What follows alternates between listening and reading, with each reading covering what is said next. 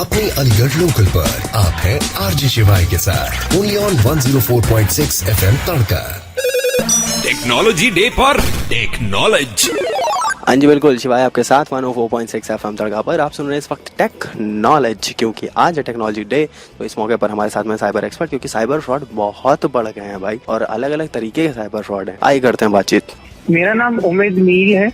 मैं एक cyber expert, police and defence trainer, जहां पर हम पुलिस को साइबर के केस इन्वेस्टिगेट करने में हेल्प करते हैं और उनके ऑफिसर्स को ट्रेनिंग देते हैं कि साइबर क्राइम और केसेस को कैसे इन्वेस्टिगेट किया जाता है। साथ ही साथ मैं एक बुक का ऑथर भी हूँ जो साइबर पर है, जो advance penetration testing with Kali Linux, and it is an industry oriented approach for cyber security practices.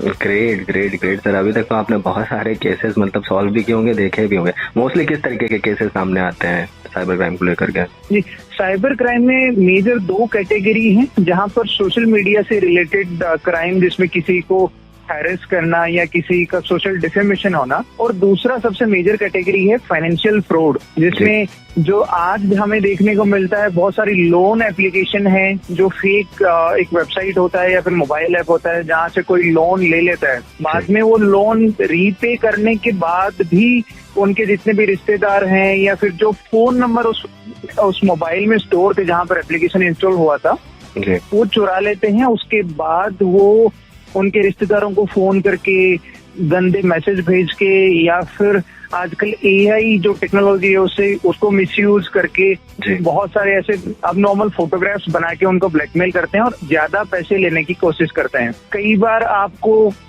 किसी ऐसे लालच में कि आपके पापा के या आपके किसी रिलेटिव ने मुझे आपको पैसे भेजने के लिए बोला है, तो आप प्लीज अपना मोबाइल वॉलेट ओपन करके रखिए या यूपीआई ओपन करके रखो गूगल पे, फोन के, उसमें हम आपको पैसे भेज रहे हैं। और सडन आपको एक टेक्स्ट मैसेज आता है जिसमें अमाउंट होता है कि पहले एग्री हुआ कि हमें 10,000 रुपए आपको देने थे, बट वो अचानक एक टेक्स्ट मैसेज भेजते हैं जो डमी होता है कि 20,000 रुपीज आपके अकाउंट में आए हैं। अब वो आपको बोलते हैं कि सर गलती से मैंने 10,000 रुपए ज्यादा भेज दिए, प्लीज आप इस XYZ यूपीआई आईडी या फोन नंबर पर आप वो पैसे मुझे वापस भेज दो। तीसरा, अगर सोशल जो सेकंड कैटेगरी हमारा था सोशल मीडिया से रिलेटेड क्राइम में डिफेमेशन सबसे ज्यादा, कि आपको व्हाट्सएप पे वीडियो कॉल्स आते हैं, सामने वाला पर्सन जो कॉल कर रहा है वो या तो सेमी न्यूडिटी या न्यूडिटी पोजीशन में होता है और आपका एक स्क्रीनशॉट या स्क्रीन वो कैप्चर कर लेते हैं। उसके बाद आपको ब्लैकमेल किया जाता है कि आप हमें इतने पैसे दो, अदरवाइज आपका फोटो या फिर ये वीडियो हम वायरल कर देंगे।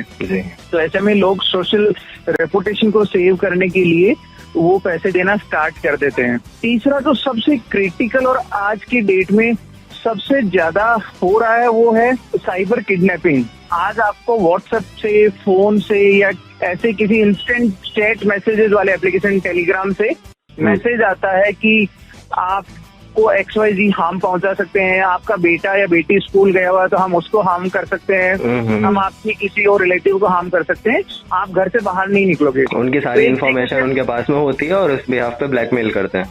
बिल्कुल, और वो इन्फॉर्मेशन उन्होंने कहीं से ऐसे खरीदे नहीं है, वो हमने खुद दी है। सोशल मीडिया पे हमने स्टेटस डाला कि मेरा बेटा बेटी स्कूल में पढ़ता है, वो मेरिट में आया, उसका फर्स्ट पोजीशन आया 5th क्लास में, हम लोग कब घूमने जा रहे हैं, हम कौन सी लोकेशन पे घूमने जाते हैं, उसका बर्थडे कब है, हम किस रिलेटिव की शादी में गए, हमारे पास कौन सी गाड़ी है, हमने रिसेंटली क्या कुछ परचेज किया है।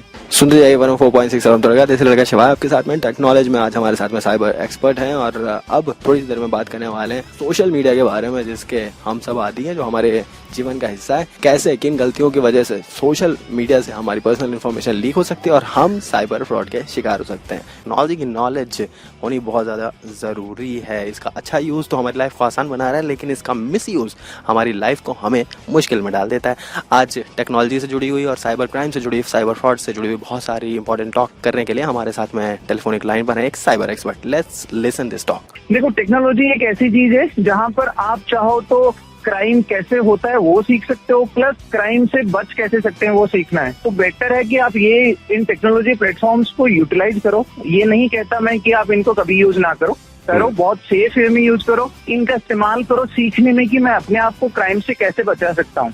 जैसे फेसबुक अगर आपको यूज करनी है, इंस्टाग्राम यूज करना है, तो फर्स्ट थिंग, लेट्स सपोज आपका बर्थडे है, सेलिब्रेट किया, आपको फोटोज अपलोड करनी है, जी। तो जो फोटो आप क्लिक कर रहे हो, first thing date of birth वाले दिन आप उसको पोस्ट नहीं करोगे, उससे आप 10 दिन बाद या 15 दिन बाद अपलोड कर दो। सेकेंड थिंग, मेक श्योर कि आपके बर्थडे में केक की फोटो ना हो, क्योंकि केक पे नॉर्मली हम अपना एज लिखते हैं और कई बार टोटल एज कितनी है वो हमें बहुत सारे पासवर्ड्स को क्रैक करने में हेल्प करता है अटैकर को।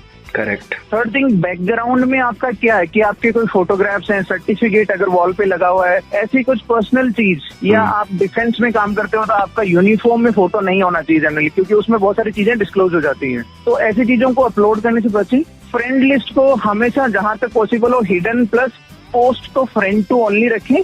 अननोन पर्सन की रिक्वेस्ट बहुत एक जेनेरिक रिकमेंडेशन होता है कि अननोन की रिक्वेस्ट कभी भी एक्सेप्ट नहीं करनी, क्योंकि रिक्वेस्ट भेजने वाला लड़का है, लड़की है, उसकी एज क्या है, इंटेंशन क्या है, हमें कुछ नहीं पता। अगर आपका कोई रिश्तेदार आपको टैग करता है तो इमीडिएटली उस टैग को रिमूव कर दें और सेटिंग में जाके अपने टैगिंग को डिसेबल करके रखें। थर्ड, अगर आपका फोन, आपको लगता है कि मुझे अकाउंट बहुत सिक्योर रखना है, तो और हमें रखना भी चाहिए, ऐसे में आप सेटिंग्स में जाके अपने जितने भी social media accounts, email ID, जो डिजिटल प्लेटफॉर्म्स हैं, उन पर 2 फैक्टर ऑथेंटिकेशन इनेबल करके रखें। वहां पर आपको लॉग्स देखने का ऑप्शन आता है अगर आप फेसबुक में सिक्योरिटी सेटिंग्स में जाके सिक्योरिटी में आओगे कि मेरा अकाउंट कौन कौन सी डिवाइस से और कौन कौन सी लोकेशन से लॉगिन है। आपको लगता है कि पैरेलल कोई लॉगिन करके मेरी चैट या मेरा डेटा देख रहा है, तो वहां से आप उसको इमीडिएटली लॉग आउट भी कर सकते हो। सिमिलरली जो इंस्टेंट चैट एप्लीकेशन हैं, व्हाट्सएप, टेलीग्राम, इन पे स्टेटस लिमिटेड लोगों के साथ शेयर करें, क्योंकि स्टेटस में हमारी बहुत ज्यादा पर्सनल इन्फॉर्मेशन होती है कि आप हस्बैंड वाइफ गोवा घूम रहे हो, बच्चों के साथ कहीं वेकेशन पे हो, स्कूल में आप किसी आपके बच्चे को अवार्ड मिला है, तो आप वो चीजें डिस्क्लोज कर रहे हो, बिकॉज वी डोंट नो कि मेरे फोन में कॉन्टेक्ट सेव है, उनमें से कितने पॉजिटिव इंटेंट के साथ मेरे साथ जुड़े हुए हैं। लौट कर आएंगे, बात करेंगे इस बारे में। जस्ट कीप लिसनिंग 104.6 FM तड़का, देसी लड़का आपके साथ। अगर किसी के साथ में कोई साइबर फ्रॉड हो जाता है तो इमीडिएटली सबसे फर्स्ट स्टेप से क्या करना चाहिए, प्लीज ये भी बता दें। जी, अगर किसी के साथ ऐसा कुछ क्राइम होता है, अवेयरनेस और सेफ्टी रखने के बाद, तो फाइनेंशियल फ्रॉड को आपको इमीडिएटली 1930 जो मिनिस्ट्री ऑफ होम अफेयर्स का साइबर हेल्पलाइन है, आपको वहां इन्फॉर्म करना चाहिए और वो विद इन मिनट्स होना चाहिए, सो दैट जो लॉ इन्फोर्समेंट एजेंसी है कंसर्न बैंक से या वॉलेट कंपनी से कांटेक्ट करके आपकी अमाउंट को फ्रीज करवा सके और बाद में आप कंप्लेन देकर उसको लीगल वे से वापस रिफंड करवा सकते हैं। cybercrime.gov.in जो वेबसाइट है, वहाँ पर आप अपने केस की कंप्लेन दे सकते हैं। नियरेस्ट पुलिस स्टेशन में जरूर आप कंप्लेन दें, चाहे आप ऑनलाइन प्लेटफॉर्म पर भी कंप्लेन कर रहे हैं। नॉर्मली क्या होता है कि ऑनलाइन प्लेटफॉर्म पे आपने कंप्लेन करा cybercrime.gov.in या फिर 1930 पे, तो वो कंप्लेन MHA के थ्रू राउट होकर आपकी लोकल पुलिस स्टेशन जो आपने इंसिडेंट का एड्रेस भरा है उस तक आने में उसको 2 से 3 दिन लग जाते हैं। तो वो डिले अवॉइड करने के लिए हमें नियरेस्ट पुलिस स्टेशन में इसकी कंप्लेन लिखवानी चाहिए। जो गर्ल्स या वुमेन को साइबर हैरेसमेंट या सोशल डिफेमेशन या ब्लैकमेलिंग का कोई केस होता है, ऐसे में आपके पास बहुत से अरेंजमेंट है कि अगर कंप्लेनेंट को अपनी आइडेंटिटी डिस्क्लोज नहीं करनी कि मुझे इस प्रॉब्लम से कंप्लेन भी करना है बट मेरे घर पुलिस ना आए या फिर सोसाइटी में किसी को ना पता चले, इसके लिए आप cybercrime.gov.in वेबसाइट पर एक सेक्शन आपको अलग से दिया हुआ है, अनोनिमस कंप्लेन। यहाँ पर कंप्लेनेंट की डिटेल डिस्क्लोज किए बिना भी आप किसी के भी अगेंस्ट कंप्लेन करवा सकते हो जिन्होंने आपके साथ क्राइम या ऐसा कुछ ऐसी एक्टिविटी करी है। सेकंड, नियरेस्ट पुलिस स्टेशन या किसी भी आपके डिस्ट्रिक्ट लेवल पुलिस स्टेशन पर आपको स्पेशल अरेंजमेंट मिलता है वुमेन सेल का।